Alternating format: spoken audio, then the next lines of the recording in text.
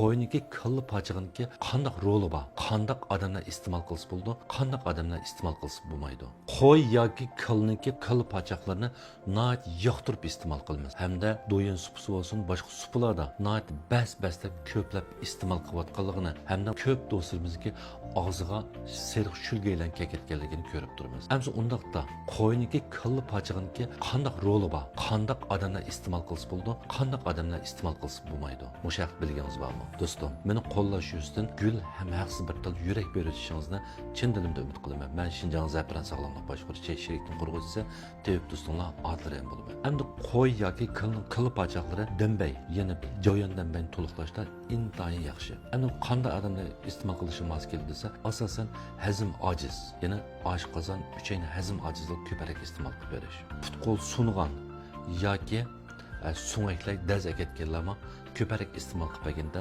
sunumniki tutishini ilgari surib berdi. Shundaqla jinsiy iqtidor tuvallanma boshim ko'proq iste'mol qilganda jinsiy iqtidorni muayyan darajada yaxshilash unimiga erishgan bo'ldi.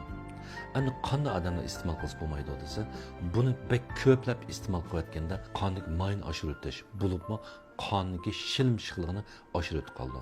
Shunga jigarni may qoplagan, qon besimi yuqori, qon may yuqori, yurak kasali yoki ming qil qon tomiri tuzlish kasali xavf balo bo'lsa, cho'qim muvofiq iste'mol qilishinglarni, amal bor yaxshi pishirib, bek ko'p iste'mol qilmasliginglarni chin dilimda umid qilaman. Agar mushularni iste'mol qilib, men hazmimni yaxshilab, badaniga bo'lgan aks ta'sirini yo'q qiladigan do'stlar bo'lsa, buning qatorida oilada Aftimon urug'i, Chingsay urug'i, Badiyan, Pinna, Lacindana, Gojiza qatorliqlarni choyliq o'rnida iste'mol qilganda mushu kalla pachaq zosini ko'plab iste'mol qilgandan keyingi qonniki shilmishligini yo'qotishda alayda unumga ega.